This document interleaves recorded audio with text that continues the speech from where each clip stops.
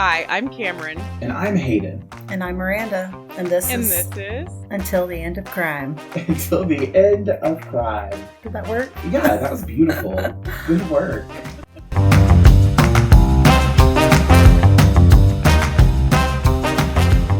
Listeners, welcome to a very special edition of Until the End of Crime. Today in the studio, we have my sister Miranda joining us. Hello. If you recall, we mentioned Miranda when Hayden did the last call killer, when he asked if I had ever shut down a bar before. That's right. Here I am. It is I. I like to party. Yeah. I feel like in one of our earliest episodes, I talked about Miranda, and I don't know how I referred to her. A dumb bitch. I do remember. Yeah. Because I think that was because you were talking about having to come and pick us up at the bar, maybe. Oh. And then I was hyperventilating in the trash bag, and then he stuck his finger down my throat and called me a dumb bitch. No, it wasn't his wasn't it his thumb? Yes, his thumb. And I said, do not stick that in my mouth. And he still did it. And then he threw me on the couch and left me, and then came back 2 minutes later and said, okay, I had time to think about this. I don't want you to die. And then proceeded to feed me a sandwich with chips. I was so mad. Oh, wow. The lighting's even worse now. Good Lord. Change the light up in here. Where's the fucking... Oh, my God. God, like death. Convenient until the end of crime. Oh, wow. Do you like that better? It's all very rough. Sure. Bitch, I'm trying to work with you. Red light special, baby. TLC in the house. Question comes before everything else. Yeah. I mean, the only other thing that we might do is let the people get to know Miranda a little bit more before we dive in, but... Oh, that's a good idea. But I don't know what that looks like, so... I was about to say, I'll let you facilitate. Yeah, maybe you can just ask Miranda to tell us about herself. Let's do icebreakers. 2 truths and a lie. I'll never tell. Well, sister, can you tell us a little bit about yourself? Help the audience get to know you, other than being a dumb bitch or whatever I called you in the past? I feel like you've called me a dumb bitch several times in my life. But it's sometimes weird talking about yourself, so I'm going to just keep it very basic. I am Hayden's older sister. I am a mother and a hard worker. And I am actually a big true crime lover. So I'm happy to be here and be part of this. That's all I got. Well, thank you. We're so glad you're joining us today. I know that I love my sister deeply, and I'm glad I get to share you a little bit with our listeners. I love you, even though you call me a dumb bitch. Okay, well, sometimes when you act like a dumb bitch, you get called a dumb bitch. I literally was telling a group of people the other day about that time that Micah called you a turbo slut by the laundry room. And the person I was telling thought that was so funny. She was like, I'm going to start calling people in my life turbo slut. Well, and I think I got so frustrated because I didn't even ever have sex. And he was calling me a turbo slut. So that's why I took so much offense to it. He saw turbo. He saw slut. He saw turbo. And I was the one who was called the turbo slut, and he was the one who was being a slut, a little male whore. I love you, Micah. Sorry. He doesn't listen. I was gonna say, I thought when you were saying earlier that you're a big lover of, I thought you were gonna say Until the End of Crime. That too. Big time. But yeah, definitely Micah is not tuning in. Does Jessica listen? I think Jess does. I think she does too. Mm-hmm. Okay. Jessica, if you're listening, hello, we love you. If Micah's listening, we love you too. I just don't know if you're listening or not. I would be surprised. Pleasantly surprised. You should have him join your podcast one day. Maybe. Oh.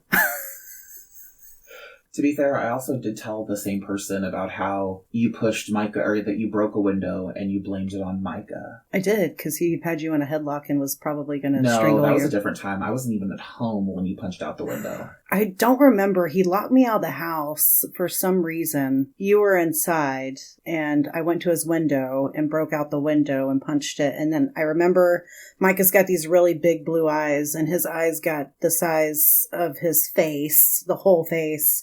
And he's like, Mom's going to kill me. And I was like, you're going to die because she will kill you.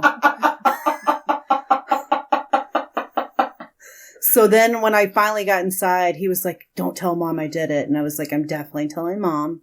And I don't even think we got in trouble, to be honest. Yes, you did. Micah did. Micah got in trouble.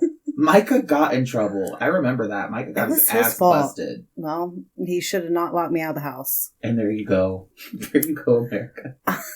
That's how my house sister. I lived in? That's how my justice. Yes, in the room you slept in. Oh, really? That is the window that I broke out. Yeah, I think I got a rock or something from outside on the ground and hit it once, and it opened up fairly quickly. Why do you want to talk about our childhood? Together. We did. We did. Yeah. Out in the middle of a cornfield on 30 acres. I just think about the time that I needed to go to work and it had rained and I couldn't get my car down the quarter of a mile drive. So I had to walk barefoot in the mud and Hayden came and picked me up. That was real life.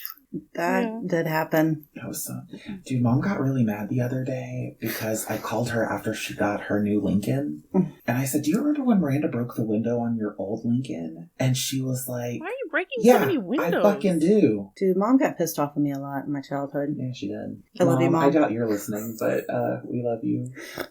Despite how angry you were, sometimes are. Maybe if we get Taylor on here, you guys can talk about how your mom divvied up anger and irritation with you two. Oh, I'll jot that down. Well, and she knows Belinda. She's seen it firsthand. I have also been in trouble with Belinda before. Okay? Yeah.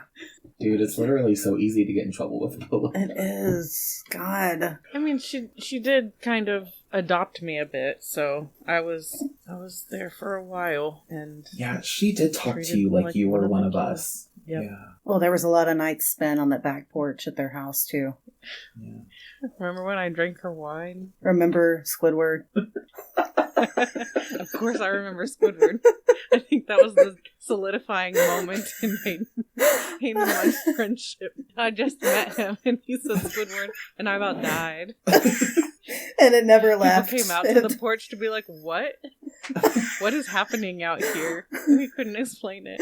All right, because I have two working women with me today, and I know that you two working women worked early on in life. I mean, my sister, I think, had her first job at 15, and I know that Cameron worked her entire time throughout college, even, I think, multiple jobs at some points. Is that right? Mm-hmm. Yeah. I want to ask you today, as a young working woman going to college, did you have any fears about the people around you or who might be trying to take advantage of you? What was it like being a young woman working in retail? Are you going to go? Got a really great discount.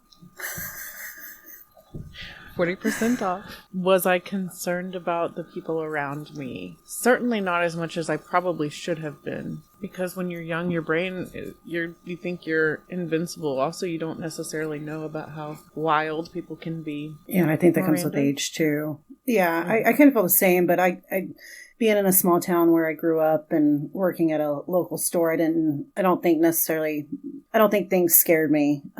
Probably should have, because I worked right off the interstate and not all locals were in, but much like yourself, I think being older and knowing what kind of people are in the world, being older, I might be a little more cautious of those around me. But yeah, I don't know what type of retail you did, but I sold bras and undies. So my clientele was primarily female and primarily young females or mothers, grandmothers coming in and buying for young girls. So I didn't have to interact with men necessarily unless they were trying to get gifts for their, gifts or things like that. I don't know that I recall any creep necessarily coming in and being in a shop where young girls were buying bras, but I imagine that had I worked at a retail store that was catering to both genders, all genders, that I might have had some experiences with some creepy men. Did you ever have that? You don't necessarily recognize that it's a creepy man experience until you have the age to reflect on it. Yeah, so I worked at a convenience store, and so I did have both men and women and all kinds of people in and out. And There were probably times where guys passing through would probably say some things or make some gestures towards me, asking for numbers maybe. And being 15, you kind of think it's maybe cool, but now that I'm a mama and have a daughter, I don't want to say kill somebody, but if a grown man, was to ask my daughter for her number, I don't know. I mean, not good. You can say kill somebody. You said you love true crime. Okay. I do. I don't want to be part of the true crime. Well, okay, you didn't make that distinction earlier. You just said you love true crime. I do love true crime. And not in a creepy way. I just, there are a lot of crazy people in the world. And it's crazy to think how their minds work and operate and what makes them do the things they do. Does that answer your question, Hayden? Yeah, it does. And it also makes me think of when Miranda, first left to go to college. I don't think my parents were that worried about her. At least not in, a real sense. I think my mom was just happy that she was there. That sounded so bad. Thank God my daughter went to college. Thank God she was there and not here. I think that my mom was grateful that my sister was at a small school. Yeah. I think that's what she was grateful for. And then when Miranda came back and ended up getting married and moving to Albuquerque, I remember my parents being really worried about her moving to Albuquerque. I don't know if they communicated that well to her, but I remember them talking about it when Miranda wasn't home. She can't move to Albuquerque. She shouldn't move to Albuquerque. It's not safe. She's going to be by herself. Even if she's on base, it's still a dangerous city. And of course, as a kid, I didn't understand that. I was like, okay, well, my sister can make her own decisions. But looking back on it now and knowing Albuquerque's a weird fucking city. It's a terrifying city, actually. Growing up in a small town, there's a lot of things you don't see. And I can remember the first night I rolled into Albuquerque in my little Volkswagen Beetle. And we're driving down the road. That's when I got stuck in the mud. My Volkswagen Beetle. I can remember rolling into that town and just driving down the main strip, which was San Pedro, and you see prostitution. You see the women walking up and down the road, leaning into the cars, trying to do their thing. And this is a true story. Their bag. Yeah. Mm-hmm. We pulled into an apartment complex, and I step out of the vehicle. My ex-husband steps out of the vehicle, and you hear gunshots going off. Literally, the first freaking night we're there. I'm ducking what the shit is happening. I'm fixing to die. I'm 20 years old. I cussed out the fucker who I unfortunately married and was like, where did you bring me to? What are we doing? I get up into the apartment and Cops is on TV and you hear the bad boys. And then it says Albuquerque, New Mexico. And I'm like, I want to go home. I don't want to be here. So terrifying place. And again, for somebody who grew up small town and you don't see that kind of stuff. It was kind of like, where am I doing here? This is crazy. And then some of the things that have happened in Albuquerque, New Mexico is kind of crazy with crime. So, did I cover a case in Albuquerque? I think you might have. Mm-hmm. And my mind always goes to the West Mesa killer. That's also kind of where my brain goes. And of course, thinking about Miranda then being in a city like that by herself and trying to navigate it, working at a hotel, doing all of those things. Well, and Miranda, you can. I'm speaking on your behalf, but knowing who you are, you're very trusting. You're very kind. You don't believe that people are up to no good. So it's one of those instances where I could have seen, or now, and in hindsight, I'm like, oh, it wouldn't have been anything for something to happen to you. Yeah. Well, and I think you're right. I do. I don't want to say it's a flaw, but I do try to see the best in everybody and maybe have a very forgiving heart. But crazy. I did work at a hotel in Albuquerque, and there were some crazy things that did happen there. Me and another girl got held at gunpoint and robbed, which is terrifying because when you're 20 years old and this happens to you, your mind just goes a mile a minute, but you're just like, take whatever.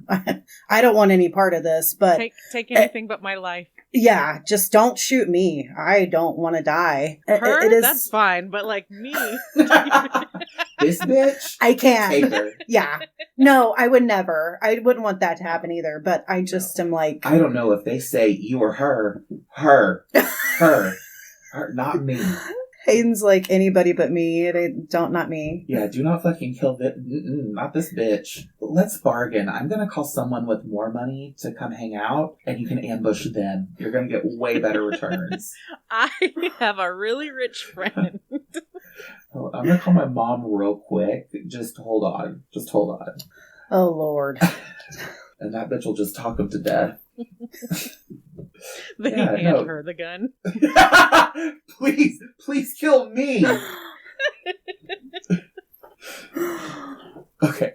So, yeah, you guys answered the question great. Before I get started telling you the story, I have to share a quick note. This story is almost 3 decades old, but evidence and lore have circulated over the last 3 decades. There's misattributions in articles that attribute articles from 1997 that then attribute to articles in 2007. And I say all of that, which is a means to say this case has been worked and reworked, reported and re-reported. So there are some instances where evidence and content does not align. And I'm going to do my best to let you know when there is that kind of dissent between 2 sources. So please just go along with me. In this case, some of the disagreements are pretty small. The exact wording of a personal ad, for example, the day a coworker was hired. But then there are some that are a little larger, like how many roommates our victim had, the number of women who came forward over the years with information. And so when that record splits, I'll do my best to let you know. Is this going to be a multiple parter? Yes. Well, I have two breaking points. So 3 episodes. Yes. What? I'm sweating. It is 75 degrees in here now. It is not. He set it to 72. You're so fine. It's a Monday afternoon in late June of 1997. And somewhere on the 2nd floor of a 4-story glass-vaulted shopping arcade in the heart of San Francisco's financial district, an 18-year-old woman from Charlotte, North Carolina, is standing with a stranger. She's been in this city for exactly 23 days. She arrived on her 18th birthday, the 1st of June, as one of the inaugural Park Scholars at North Carolina State University, where she had just finished her freshman year in the School of Design on a full 4-year academic scholarship that the Park Foundation had launched the previous fall. This scholarship encourages its students to plan something meaningful for their summers and then bring it back to the program. She had chosen a summer photography course at the University of California, Berkeley, had paid $925 in tuition for it from her own money, and taken on 2 jobs to cover the rest of the season. On weekday mornings, she worked at Spinelli's Coffee on the ground floor of the same shopping arcade where she now stood. At weekends, she worked at Cafe Museo, the restaurant inside the San Francisco Museum of Modern Art. She had signed a lease, sight unseen, on a room in a Victorian house in Oakland that she had found through a Bay Area listing site, Craigslist, which in 1997 had only been operating for roughly 2 years and was still more of kind of like a mailing list than a website. She had also brought her camera everywhere. Her first day of photography class was the next morning, but at approximately 3:45 in the afternoon of June 23rd, 1997, a coworker downstairs at Spinelli's glances up, catches the sight of her on the 2nd floor of the Galleria, walking with a blonde woman the coworker does not recognize, and looks away. And this would be the last confirmed sighting of Kristen Deborah Modafferi. Okay, I don't sense any excitement. The last name, we know that this is a victim, right? But the Yes. last name is something that jokes could be made about, but she's the victim, so... Modaferri? Modaferri? It's Modafferi. Modafferi, maybe? I think it's Modaferri. The ferry needs a Tinkerbell motor. on wheels. I actually wrote it down. Modaferri. Modaferri. That is... Disabled Tinkerbell. Stupid. It's an Italian Southern surname. Oh, you didn't make this hand gesture, so... Modaferri. Oh, that sounds right. No, it actually says phonetically, it's Modaferri. Modaferri. Modaferri. Modaferri. It still sounds like Modaferri. Modaferri. Now it's sounding like Motor Furry. Modaferri. With the fingers every time. Kristen Deborah Modafferi. This is the story of what happened next. Of the search that began too late. Of the man who inserted himself into the investigation 2 weeks after she vanished. Of the housemates who didn't call her parents until her father called the house. Of the cadaver dog that came to Oakland in 2015 and alerted in the basement. Of the forensic anthropologist whose proprietary equipment produced findings that the Oakland Police Department says it cannot independently verify. Of the federal law that exists because of this case. Of the parents who flew west on a Friday afternoon and were told to come back on Monday. I'm going to tell you at the outset, I can't tell you what happened to Kristen Modafferi. We've got Nobody 3 has been able episodes to. of we don't know the answers? The case is currently open at the Oakland Police Department. Since 1997? Yes. At some point, I go to bed. It's just All right. The FBI still carries her photograph on its kidnapping and missing persons page. The leads that have surfaced over 28 years, and there have been significant ones, have produced no arrest, no charges, no remains, and no confirmation of any single theory. What this episode will do is walk you through what is in the record and mark out where sources disagree and lay out theories the case has produced so that you can decide for yourself what to make of them. Well, I have a theory. Okay. It's got something to do with the guy who inserted himself into the investigation. That's what I was going to 2 say. weeks after her disappearance. That's what you have Would you led us to believe. You know, I'm going to just give it to you right away. The FBI, Oakland Police say he's not a person of interest anymore. But we'll get into that. We'll get way into that. Honestly, it was between this case and doing Maura Murray. And I feel like that would have even been longer.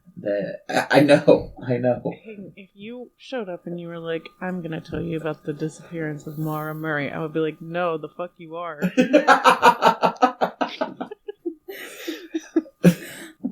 No, you're not. Not today. Case, there are deep dive podcasts about it already. Very deep dive podcasts. People be out there hiking the area. Maybe it's because there are no answers. You know how I feel about those cases. I know, and they're my cases, favorite. as it were. I know. Kristen Modafferi was born June 1st, 1979 in Danbury, Connecticut, to Bob Modafferi, an electrical engineer, and Debbie Modafferi, a teacher. The family moved to Charlotte, North Carolina, while she was still small, and she grew up there with 3 sisters, Alice and Lauren, and Megan. She attended Providence High School in South Charlotte, where she had skipped a grade in elementary school, won speech and debate tournaments and math competitions, and took the Charlotte Mecklenburg Writing Award. She also scored a 1570 on the ACT. She graduated in 1996 and was elected to the Park Foundation's inaugural class of Park Scholars at North Carolina State University, the first cohort of the program that the foundation had launched that fall, named for the late Roy H. Park, the North Carolina State alumnus who estate funded it. And she was studying to become an industrial engineer. She was, by every account anyone has she is and was, by every account anyone has ever given of her, the kind of student who made other students feel like they were not paying close enough attention. Her younger sister Lauren told WSOC Channel 9 in Charlotte that on the 20th anniversary of her disappearance, that Kristen had never made her feel like a silly, young little sister. Instead, she said that Kristen had always tried to teach her and include her. Her sister Megan, who was 7 when Kristen vanished, remembered being invited downstairs to paint with her older sister, who painted portraits and sometimes sculpted. The photography was a later interest. Art came first. Kristen also was a singer. At North Carolina State College, there was 4 collegiate a cappella groups in the mid-1990s. And she... At this one school? Yes. 4 collegiate a cappella groups at this one school. And she was a part of the first co-ed one that had been founded in 1994. And the group was called Acapology. Were they apologizing for being an a cappella group? It's reasonable to me. She sang alto in Acapology during her freshman year, alongside her older sister Allison, who was already a member when she arrived on campus. The 2 of them on stage together in 96 and 97 is one of the photographs the family still has. By the spring of her freshman year, Kristen had completed her industrial design coursework, finished her semester in Acapology, and turned her attention to what was going on. Molly, why? So, like I shared earlier, Kristen, I'm sure as you can tell now, was incredibly motivated, very intelligent, incredibly creative, and her scholarship required and asked of students to go and do something interesting with their summer and come back and share it with the other scholars. Kristen again chose to do photography at Berkeley, and this would have been across the country in the Bay Area. And Kristen's parents weren't super on board. They certainly weren't enthusiastic about the distance, but it was important to Kristen that she could show them and herself that she could support herself without their help. And her sister Allison said that was exactly her goal. She had single-handedly assembled the summer that she wanted. Everything from her room in Raleigh, paid the tuition, signed the lease, and bought the plane ticket. She flew west on June 1st, 1997, her 18th birthday. And within days, she had 2 jobs. By her second week, she had bought film and started photographing the city she had not seen in years. And by the start of her 3rd week, she was preparing for the Tuesday morning class that would be the formal beginning of what the Park Foundation had asked her to bring back to the program. Her father, Bob, would later tell AB7 in San Francisco that she had brought her camera to the Bay Area for the express purpose of doing a lot of sightseeing and taking pictures of the city. That was the summer. She was halfway through when on a Monday afternoon in her 3rd week, she walked into work at Spinelli's, worked her usual shift, and at some point in the last hour before 3 o'clock, asked a coworker for directions to a beach. On Monday, June 23rd, 1997, it was a clear morning in San Francisco. Kristen had rode the bus across the Bay Bridge from Oakland.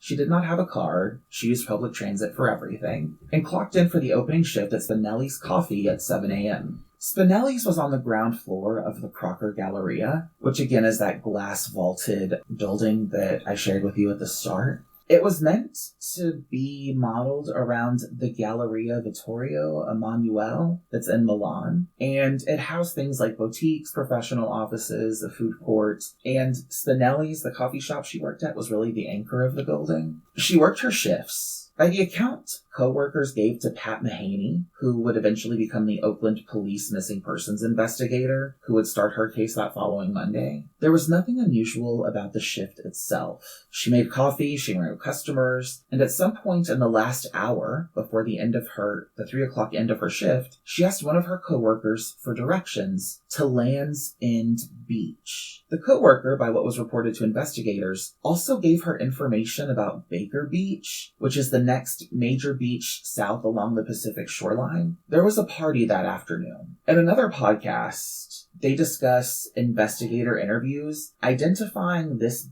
party beach specifically as Baker Beach, and Kristen had told coworkers earlier in the shift that she was considering going. The private investigator named Dennis Mahon, or whatever Mahon is. Man. Isn't Ed McMahon, isn't that how the man is spelled? Man. Dennis Mahoney. Mahoney is the investigator. This is a private investigator who spent more than 2 decades on this case and runs the website findkristen.com. Has also told San Francisco Gate that coworkers described Kristen's commitment to attending the party as non-committal. She had definitely not said she was going, she just said she was thinking about it. And then she clocked out at 3 p.m. At approximately 3:45 p.m., a coworker at Spinelli's looked up to the second floor of the Galleria from inside the coffee shop and saw Kristen walking with a blonde woman. Now, the coworker didn't recognize the blonde woman and didn't really call it out. Truth be told, again, she had only been working there for 2 to 3 weeks. The 2 women walked away. The coworker turned back to whatever they were doing. Now, this coworker has never been publicly named, and the blonde woman who Kristen was walking with has never been identified, has never come forward, and remains in 28 years of investigation the most consequential yet unknown person in this case. She is at least the second person after Kristen that the entire investigation has been trying to find for 3 decades. And she was walking with this person after work? Yes. So in the same building that she worked in, she and this blonde woman were walking on the floor above. And it's also been reported that they had matching backpacks, these matching green JanSport backpacks with a mesh pocket. And if that is true, which of course, again, this is one of those situations where sources are split on what's actually true, then I think that indicates a stronger relationship than potentially just 2 people walking together. Mm-hmm. Reports also said, despite whatever was going on with the potentially matching backpack, flashbacks that the two seemed to have a very comfortable body language and rhythm. Like, as they were talking, as they were walking together, there was a closeness, and you could see that there was some kind of rapport that had been established previously. But she's only been there realistically for 2 to 3 weeks. From the time she's moved there to the time she started? Yes. Okay. But to be fair, like, I remember when I first got to college, I made a best friend immediately, like, first night. And then I spent the next 4 years with them. Yeah. And so, I don't know if I think that part's weird. I don't think that it's that unusual. So, we're talking about, this isn't camera footage that has been reviewed. This is eyewitness testimony of somebody who barely knows this girl, watching her walk with another woman, which I think, depending on whatever the conversation was before they headed off, she may have felt comfortable with her, but she also may have been somebody that she just met. Wasn't she asking about the location of some beach? Yes. So maybe this woman, she asked her if she knew where, and the woman was like, yeah, I'll give you a ride there, you can follow me there, or whatever, and they were heading off and never to be seen again. But this is the same woman who has a matching backpack. Right. Yeah. Yeah. Which could be coincidence. It could be coincidence. Yeah. It's a pretty big coincidence. Maybe that was the conversation. Maybe it's, oh, I have that I got backpack. the same backpack.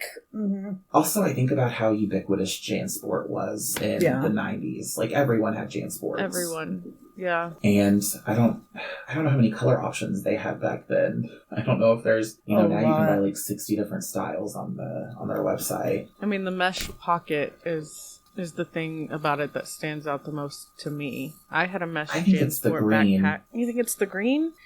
I can guarantee they had black, they had green, and they had blue, and they maybe had gray. You don't think they had any other colors? In the 90s? Bulldog red. Red, yellow, purple. They did eventually. I mean, I had a pink mesh JanSport backpack because I went to school in America and we had to have either a clear or mesh backpack because pew-pews. Pow pow. But that would have been 7 to 10 years later. And I don't think, and not that you're saying this, I don't think that the backpack was mesh. I think it had a just mesh the pocket. Yeah. Oh, okay. That's what I was saying. To me, that's the most identifying feature of the backpack because I don't imagine that the color options were quite as varied as they were even 5 years later. But I don't know when JanSport came around. So the company was founded in 1967 in Seattle. It was mostly for outdoor gear for people in the 70s, and then it eventually became a staple for high school and college students. I'll say the quality today is not that great. Well, does that not apply to most things today? I feel like the quality today on things that used to be really dependable has decreased. That's fair.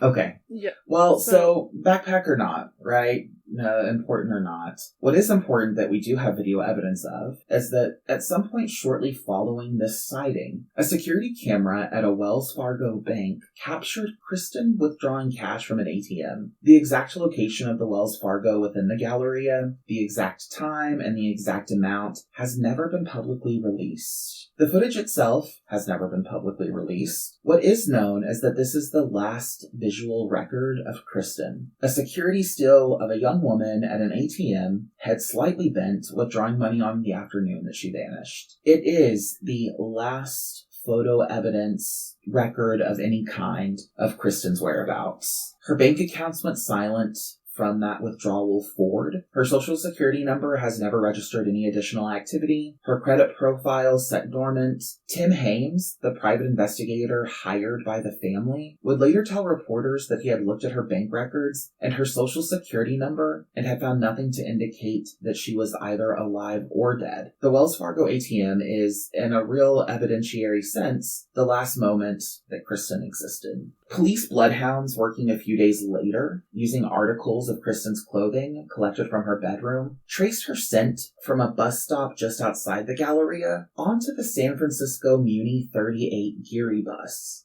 The 38 Geary runs west from the financial district out towards the Pacific Ocean, and it stops at what they refer to as the Cliff House and Sutro Heights Park, which sit on the bluff above Ocean Beach at the far western edge of the city. So, bluff above Ocean Beach at the far western edge of the city, immediately south of Land's End, that other beach that had been asked about. The dogs picked up her scent again near the end of that bus route at Sutro Heights Park. Then they lost it near the shoreline. They did not pick it up at Baker Beach, which is several miles north along the coast. This ATM that she pulled money out of, which is the last place they saw her, how far was that from Baker Beach? I'm not sure. And what about how far? Oh, because nobody knows the Wells Fargo location?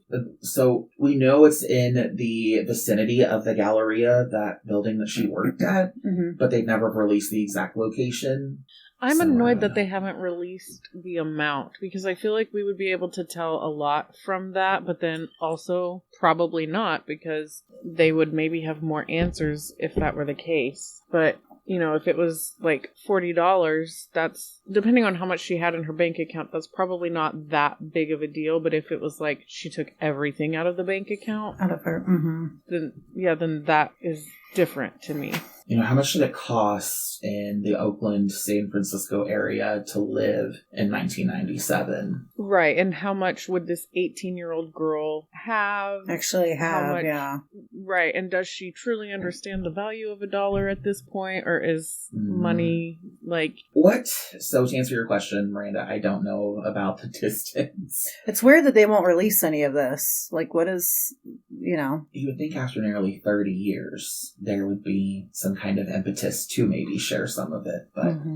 Well, in some of the information, I understand withholding. I mean, am I annoyed by the amount not being released? Sure. If they think that there's a connection between what happened to her and the amount that was pulled from the account, fine, don't release it. But why can't we know the location? Why can't we know any of the other information to do with it? I mean, what does any of that have? I find this case to be really confusing. Wow, thank you. Just FYI, just a heads up. Thanks. Because So I'm like, I've got these questions, but I know they'll never be answered, so let's continue. So what this revealed with these cadaver dogs, these bloodhounds, I shouldn't say cadaver dogs, but bloodhounds, is that the most literal reading of the scent trail is that Kristen boarded a westbound municipal bus and rode it most of the way across the city to the western edge of San Francisco, and that her last detectable presence in the city was on the bluffs above the ocean in the vicinity of the Cliff House and Sutro Bath ruins. The Crocker Galleria to Sutro Heights, I do have this, is roughly 7 miles by bus. It is known that she did not go home to Jane Avenue that night. She also did not pick up her last paycheck at Spinelli's the next day, which would have been $400. She did not show up for her first day of photography class at UC Berkeley the next morning, and despite having paid $925 in tuition for it, she did not come back. Her housemates did not file a missing persons report, and several days later, on the Friday morning after the Monday she vanished, her father, Bob, and Charlotte called the Jane Avenue landline and left a voicemail. One of her excuse me, go ahead. No, sorry. I think that I've solved Miranda's problem with sending her child to college.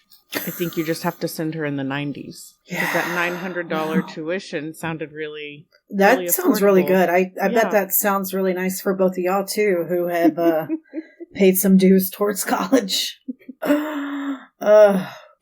So eventually, one of her roommates did return the phone call and told her father that no one in the house had seen Kristen for at least 3 days. And how many roommates does she have? That's a really good question. And how does nobody... How does nobody say, hey, I haven't seen this girl in a day? Because they've known her for less than 2 weeks. They don't know her patterns, because there are people who do. Plus, they're probably 18, 19 years old, and they don't have real brains yet. So they...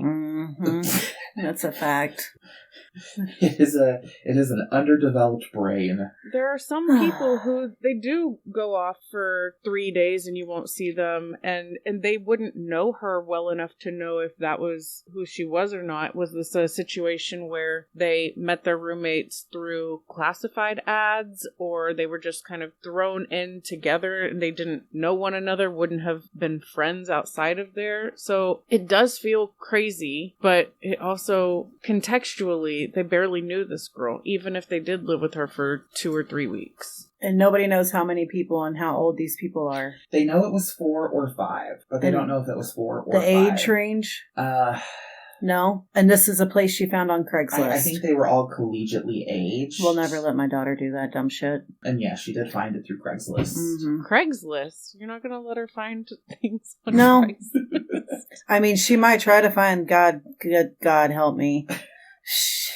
I hope not. So, I want to help you understand how the Modaferri family went 3 days without knowing their daughter was missing by telling you a little bit more about where she was living. 274 Jane Avenue was a Victorian home in Oakland's Adams Point neighborhood, right at the rim of Lake Merritt. The house was a few miles east of where the Bay Bridge meets Oakland on the western side of the lake. And again, Kristen had found this rental through Bay Area listings on Craigslist. She had paid her first month's rent and signed for a room sight unseen all the way from back in Raleigh. And she moved in right on her birthday. The household she moved into was not a stranger house in the way that the phrase usually suggests. It was a group of graduate students and recent law school graduates sharing a Victorian. So the kind of communal rental that the Bay Area was producing tens of thousands of in the mid-1990s. So these are older. They're yes. older. And they're more established. They're probably not tracking the comings and goings of this 18-year-old. I mean, yeah, freshly 18. Freshly. There were 5 other residents in the house, and... Or 4. Or 4. We know, so we can say this for sure. She had 4 male housemates. Wait. They're so definitely not tracking her. 4 male housemates, and there may have been a 5th female housemate named Rosie, but the Rosie reporting is the partner really of one of the men. Rosie is a partner of one of the men. She stays there most of the time. She's not actually somebody who lives there, but she basically lives there. Probably the only one that does the fucking dishes and scrubs the toilet. It's like when was living with the clowns.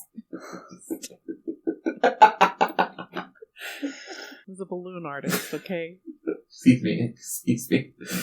So that's kind of what we know. Graduate level students, and then this woman named Rosie. Notably among these housemates was a man named Kurt Opsahl, or Opshall, or who fucking cares or knows, who today is a well-known internet freedom attorney and was the former deputy executive director and general counsel at the Electronic Frontier Foundation and is currently associate general counsel at the Filecoin Foundation. Now, in June of 1997, Opsahl was finishing his Juris Doctorate at UC Berkeley's Bolt Hall School of Law, but he graduated that same month, and finals wrapped, graduation was effectively concurrent with Kristen's arrival. Also in the house was his brother Hans Opsahl. Sounds guilty.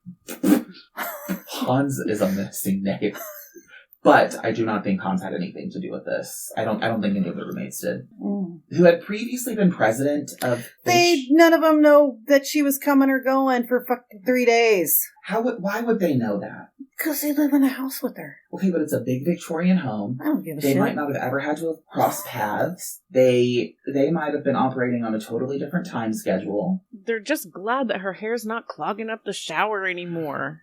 That's definitely not. And they're thankful to have someone to split the rent with one more way. Exactly. That's literally it. That we're talking about a group of men who are probably all just more interested in their own lives. Like think about a house. 4 men who live with a younger woman don't have any idea that she is MIA. I think that's like pretty par for the course. I do too. I think that they barely pay attention to each other. They've never had to pay attention to their surroundings. Hello. That was so unnecessary. I'm on my last little leg of coffee here. Okay, sorry. This editing is gonna be a nightmare. With me having to clear my phlegm, and then Miranda keeps clearing her throat while you're talking. You know, I'm like, well, that'll be in there because I can't isolate that because you're on the same track. And then you keep scratching your arm, your shirt. Yeah, I feel itchy. That's because you're fucking sweating. I'm not sweating. I am pleasantly dry. I do not think that young men, and this sounds terrible, and I feel like it's probably worse than the 90s, I don't think young men care about whatever young women are doing unless it involves them sexually or romantically. I agree. I also think of women sexually or romantically. Do what? I feel like I just think it's weird that there's 4 guys that live in a house with a girl and none of them know if she's coming or going. Not keeping track, but so the fact they haven't seen it. What is it that you expect of them? I just think that guys, typically, especially with the female, are going to kind of keep an eye on them, especially if they live under the same roof. Granted, nobody knows anybody, right? But I think it's still something somebody would notice. I imagine the men do know each other. I imagine that they've lived together for a time. They had a roommate who found a lady or graduated and moved out, and they had this room, and they wanted somebody else to split the bills. I think that men, especially at the age that they're at, they don't even care. It might have been a 2-bedroom house, and they're like, we could get 7 people in here, and it would only cost us $20 a month each. Like, I don't think that they care about what the other person is doing as long as that person is paying their rent. And if she has not seemed interested in any of them within the 2 or 3 weeks, as in sexually, they probably aren't paying that much attention to when she's coming and when she's going and how long she's being gone for. Yeah. Also, I'm going to guess that they're white men. Mm-hmm. Yeah. Mm-hmm. They've never had to actually pay attention to those types of things. They probably still haven't. And they're also in a liberal stronghold. They're in the San Francisco area. They are college educated. There's probably a level of feminism that they were exercising then in San Francisco that just got here to Texas 5 years ago, and then we quickly pushed it out. Did it? And so, it's one of those things where I understand what Miranda's saying. I would hope that people would pay attention to the people they're living with, at least to a degree. Of course. But I just don't think that they necessarily were. Yeah. Of course you would hope that, but I am with you in that I don't think that they would unless they felt like they were going to get more than rent out of her. So we had Hans, and then our other housemates named in Dennis Mahan's archival breakdown are Rosie Levine, Griffin Cherry, and Justin Neisler. Well, The Oakland Police Department interviewed all of the housemates in the days after Kristen was reported missing, and Pat Mahaney, who was the lead investigator on the case for most of its first decade, told the San Francisco Gate flatly the roommates were cleared. So pretty early on, the roommates were cleared of all suspicion. The detail that has kind of bothered the Modafferi family for 28 years, and that they have spoken about on national television, is that none of those housemates picked up the phone and called Kristen's parents. Mm-hmm. They argue that they knew she had not come home Monday night. They knew she didn't come home Tuesday night. They knew she had not come home Wednesday or Thursday. And on Friday morning, Bob Modaferri and Charlotte called the landline at their home and left that voicemail that was finally returned days later. But we're talking about 2 people who only have daughters. They have 4 daughters. Right. I imagine that they probably, had they had a son, they would have understood that he's not even paying attention to himself half the time, let alone to anything going on around him. Yeah. In a WSOC interview marking the 20th anniversary, Bob was quoted as saying, "We wound up calling the house where Kristen was renting a room and found out that she had been missing and that nobody had bothered to call us to let us know." The housemates have, in the version of the story Dennis Mahan has reconstructed from speaking with them, said that they just didn't think it was unusual that she wasn't there. Kristen was new to the house, the youngest in a household whose other members were in their mid to late 20s. She had 2 jobs. They assumed that she was crashing somewhere else or had made a friend or doing what college students usually did at the start of summer. The family in turn has said publicly that they just can't understand how the week went by before anyone said anything. And so we have these two competing interpretations, much like, what we have right now. Just in terms of, if you knew and you witnessed, why didn't you say anything? And the group that's like, why am I supposed to give a fuck? This person is just a tenant. And so Bob and Debbie Modafferi flew from Charlotte to San Francisco that Friday, June 27th, 4 days after Kristen had last been seen. They went to the Oakland Police Department and reported their daughter missing. What the Modafferi family... I've said this name 8 different ways. I don't even know. Every time you say it, Modafferi. Honestly, I think that's the bit now. Every time you say it, it should be different, and then our post will just be me hypercutting every time you say it, and it's different. What the Modaferri family was told by Oakland police that Friday afternoon has been a sore point in this case from the first weekend forward. The family arrived, they filed the report, they were told by the officer they spoke to that the department's working assumption at the front end of the kind of case is that an 18-year-old who has not come home is most likely a runaway, and that no detective would be formally assigned until Monday morning at the earliest. It drives me crazy. I understand that used to be the way that things were done, and I think some places that's still it. She already left home. She's not running away. She already left home. She's got nothing to run away from yet. She hasn't even been in her new place long enough to determine that she needs to run away from that. There is no... So it does not fit this situation. It drives me crazy because, honestly, I don't care. I don't care if they feel like 9 times out of 10 they waste resources finding somebody and it turns out that they ran away. I think that 10% of the time should be worth wasting, quote unquote, those resources the other 9 times, in my opinion, as somebody who doesn't pay the bill. Okay, well, what's really crazy, right, is that this was Monday, June 30th, or that's when they projected. Kristen had been almost gone for a week by the time they reported her missing. So it wasn't like it was just that day she had gone missing. It was literally days later, when no one had heard from her. She hadn't returned But it home. Was a week. She didn't. It was a full week, exactly. wasn't it? Just about. Some reporting is like 3 days, some is 4 days, some a week. I don't understand how the dates line up. The last known sighting of her was the 23rd of June, yes? Yes. So that would be a full week. The 30th is 1 week. Right. So anyways, it was a full week before they said... Okay, but they did report it. They said the earliest they would start would be that Monday, which I think would have been the 30th. So, but 5 days in, still, she'd been gone for a substantial amount of time. Bob Modaferri, asked by NBC Bay Area in 2015 to reflect on that week, said, "I know in the beginning there was investigation done, just don't know how thorough it was. I felt more should have been done back then, in my opinion." And this is as close as Bob has ever come to criticizing the department, and it understates the depth of the family's frustration. And do you think he needs an example? Because I've got one.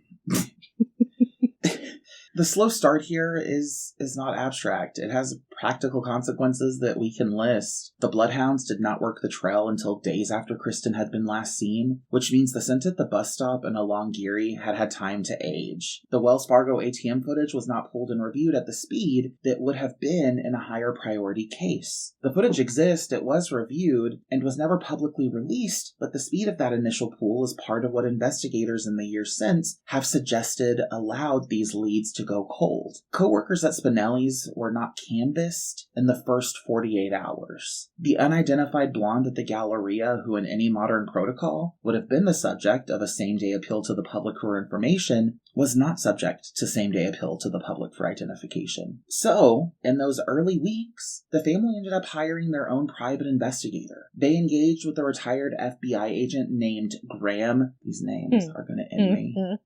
Graham Desvernine, and they engaged a working private investigator named Tim Hames, who would later do significant casework pro bono. They posted a $50,000 reward. They printed posters and walked to the city of San Francisco handing them out. Bob Modafferi told WSOC, "We just got very active as far as just walking the city, printing and handing out flyers, posting flyers on buildings, telephone poles, whatever we could do, and just talking to everybody we could meet looking for possible leads." By his own count, the family flew to San Francisco half a dozen times in the first year and dozens of times in the year since. Pat Mahaney was assigned to this case at OPD that Monday, June 30th, and he would carry it for most of the next decade and a half, until he retired and the file passed to Officer Roger Haley, who in 2017 showed ABC7 a 3-foot wide drawer in the Oakland Police Department's missing person records and said, "This is Kristen's file." And that